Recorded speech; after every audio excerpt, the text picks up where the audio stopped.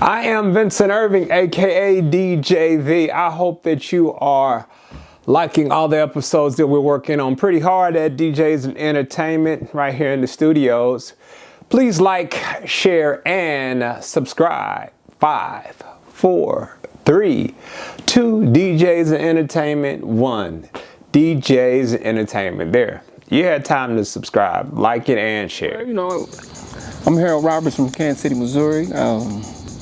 I come up in the inner city of Kansas City. I went to, man, I'm telling you, I think I went to 7 grade schools, man, in the metropolitan area, man. So we was all over the place, man. But the one that I embraced was Truce Elementary, you know. Where we met. Yeah, that's how it was for me. You know, I grew up tough. My mother, you know, and I had a father, you know, Harold Roberts, you know. God bless the dead, may he rest in peace. My mother's still here. I have a brother and a sister. I have 3 kids, John Mays, Harold Roberts, and Taylor Roberts. Shout out to them, I love them to death. As a professional, people don't understand how it goes. You know, they watch TV and they look at how boxing is glorified, and you got the Tanks and then you got the Shakurs. Man, these guys fought amateur ever since they were babies. You see what I'm saying? Right. They didn't just start out at 21 and 22. Right. So it's bigger than that, man. You know, it's a business. You know, Floyd Mayweather and all them guys, man, it's a business. These guys been fighting ever since that kid, man. It's ever since they was 5 or 6 years old, man. It don't happen overnight. Sure. You know, so, but like I said, 92, man, that experience was great. It showed me what boxing was about, you know what I'm saying? And it's not about how good you are, it's about, I mean, in the amateurs, yeah, your stock goes up as an amateur when you win national championships. You know, it's just like it's a resume, you know what I'm saying? It's a resume. What did you do in the amateurs? Well, I got it. But if you got a guy who never fought, he probably had 5 fights and he wants to be world champion. Not saying he can't. Right, but still, right. Resume. Yeah, what's your resume? Well, I won 5 national titles. I went to the Pan Ams, the blue and gold. I won hands down. You know what I'm saying? Then, if I was somebody that's investing into a fighter, I'm gonna reach out to him, bro. Of course. He got a legacy right here. He has something that. It's a solid investment. Yeah. But somebody that just talking and say that they fought a few times, man, get out of here, man. Nah, man, it don't work like that. Appreciate that insight. When I turned pro, man, it was very, very tricky, man. You know, you get guys out here that's boxing and they want to turn pro, man. No, man, build you a resume, man, in the amateurs. There's proof of what you did and what you worked. Because if you just, listen, man, when I was coming up in the pros, man, they would go down to the Greyhound bus station and get guys and, hey, man, you want to fight? You ever box, man? Wow. They'll say, nah, what are you talking about? I ain't never. Right. You want to make $200-300? Right. Come on with me. Right. Boom, put them in the ring and, yeah. Wow. So anybody can turn pro. You can turn pro right now. Right now. If they had a fight right now tonight, you can fight tonight, Vincent, man. That's all they needed, man. So that shit don't mean nothing, man, because you pro and all that, man. So what? What have you done? Right. And that makes sense. See, it was a roller coaster, man. It was 92.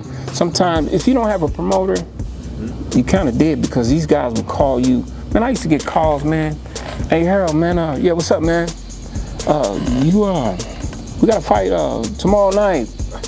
Man, I ain't been in the gym, man. I've been messing around with all these girls, man, and you know what I'm saying? I've been running the streets, man. I ain't been in the gym at all. I'm almost 200 pounds. I don't worry about that. You'll beat the guy. Right. This guy, 2-3-time national champion, man. Wow. Come on, man. So when you turn pro, man, you got to have a team. You got to have a promotion team. You got to have a good management team, man. You know, with me, you know, from my resume of amateurs and how good of a fighter I was here, man, they try to use me up, you know, they try to use me, but my career went off of me, not because I had a good team. I didn't have a good team, man. My record was 18-5, And truly, out of those 5 fights, which you'll see on YouTube as well, I shouldn't have taken those fights, man. But I did because I needed to support my family with the money that they was offering me, man. You know, they offered me $6,000, $7,000. You know, I fought in Germany, I fought in Vienna, Austria, I fought in Copenhagen, Denmark. I've been everywhere, man. You know, and when you don't have anything, you know, when you don't have, what would I say, some great education, and you come from boxing, man, you got to take what you got. You know what I'm saying? In boxing, like I said, me, myself, I just took it, man. I was like, when is the fight, man? They say, the fight's next week, man. I'm heavy, man. I ain't been in the job. Right. It don't matter, her, man. Just go get it. So shit, I'm looking at my girlfriend at the time. Shit, she didn't know what I was. So I took the fight, and I shouldn't have. You know what I mean? I shouldn't have taken the fight. I'm way better fighter than that. Right. Started boxing. I started boxing when I was 15. You know how? Okay. You know, I think I was a freshman. I was 15 years old, man. And was that the Golden Glove? Well, or some other? Well, eventually I fought in the Golden Gloves, but you know, it's other shows that you compete in, man, before the Golden Gloves, man. And it's funny that you mentioned, you know, that. But I think my first fight, man, was in 1986, man, 85. Okay. Fought this kid named Brandon Donahue, man, and he's a kid out of East Kansas Athletic, you know, George Smith. He had a group of guys out there, and I was fighting out of. Actually, I started fighting out of Nick Haywood's Cavalry, 33rd and Truce, and we were just a local group of guys hanging in the neighborhood. And I heard he had a boxing gym on 33rd, and this kid named Booker Willingham. I noticed that, you know, from hanging out in the corners in the neighborhood, I would watch him, you know, certain days jump in the, you know, pickup truck with a guy. And so the next day I asked him, I said, hey, man, where do you be going, man? I noticed that you carry your bag and you be jumping in the truck. Where you going? He said, you know, I box. So I said, I said, you box? I said, let me see. Can I go with you one day, you know? So the next day I jumped in the truck and we go down there, and I met Nick Haywood. And so all of a sudden, that's what, you know, sparked my career, you know. So with boxing? Actually, my father, you know, around that time, man, like I said, I lived with my father on 35th in Cleveland, you know, and right when he died, you know, my father died from a heroin overdose, man. You know, I found my father, you know, passed out on the floor with a tourniquet around his neck. He was shooting heroin in his neck, you know, and I found him that way, and that actually sparked my ambition and you know, to you know, kind of, because, you know, when you're young like that, you know, you open to all sorts of things, you know, and I'm happy, you know, that I met that kid Booker Willingham. Brandon Donahue. And what's funny about him, I fought him, and you know, I messed my hand up in the my first fight ever, man. You know, and I was nervous, scared to death. I didn't know exactly what I was getting involved in, man. You know, hearing this crowd and you know, all these people going off, and I see my mother out there, and she don't know what's going on, so it was tricky. So I fought him in '85, and you know, you speed up things come 92. He entered the tournament in 92, in which I progressed, tremendous, man, majorly, you know. So I didn't have any opponents to fight in the 92 Golden Gloves, man. They all vacated my division, you know. These guys, man, you know, let me tell you a funny story about how these guys used to, you know, gauge me, man. You know, they would other camps, I would they didn't know exactly what weight I would fight. I would fight 156, 165. So at the weigh-ins, you know, it was a deal that was going on as far as you know, you have a certain time where you have to weigh in. You know, you have weigh-ins and stuff. So I used to stall them out. You know, I stall them out to the last thing because these guys worried about what weight I'm fighting. You know what I'm saying? So I'll come in at whatever, and I weigh in at maybe 165, and they think I'm fighting 56. And these guys would run from different, you know, they in my division, but they wasn't gonna fight me. So he comes out of New Jersey, you know what I'm saying? They knew that I didn't have any, you know, opponent to fight, so they got this kid, Brandon Donahue, from 85 to come in.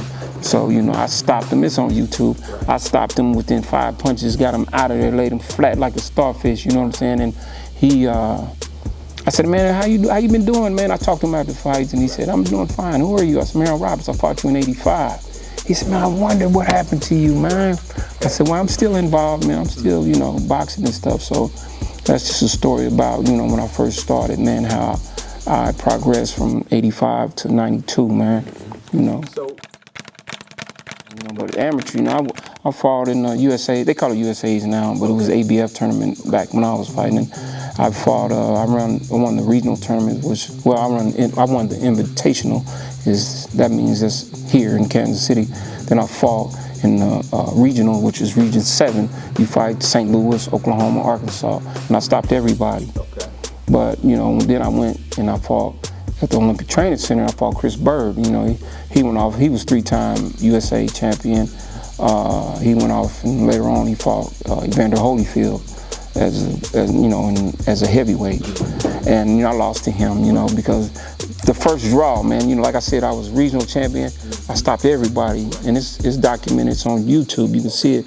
I stopped everybody, man, and I stopped this one guy named Eric Benford. You know, me and Melvin Wesley, which is a good friend of mine, man. He's a good friend of mine, and I've been knowing him for a long time, man. Ever since he was maybe 11 years old. Good friend of mine, like a brother.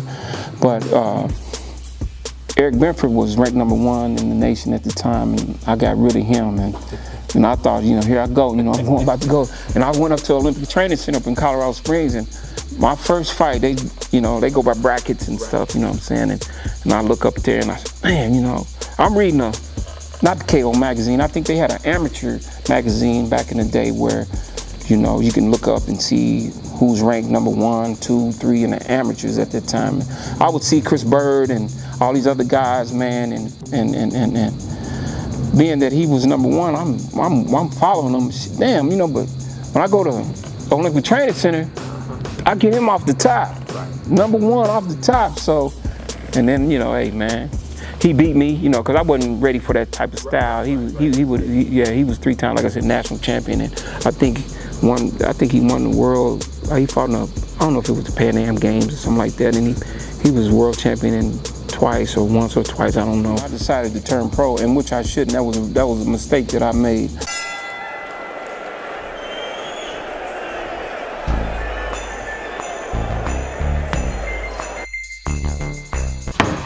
I am Vincent Irving, aka DJV. We got artwork from here. Artwork here in the studios of DJs and Entertainment. The artist is Kid Lane. I'm searching out for him. I would love to interview him for DJs and Entertainment. Love his artwork. Of course, I'm a big fan of Mr. O'Shea Jackson, aka Ice Cube, baby. Yes, I hope you're enjoying all of the episodes of DJs and Entertainment. Please like, share, and subscribe. I need your support. So I'm gonna count down so you can do that. 5, 4, 3, 2, DJs and Entertainment, and 1. You know what to do.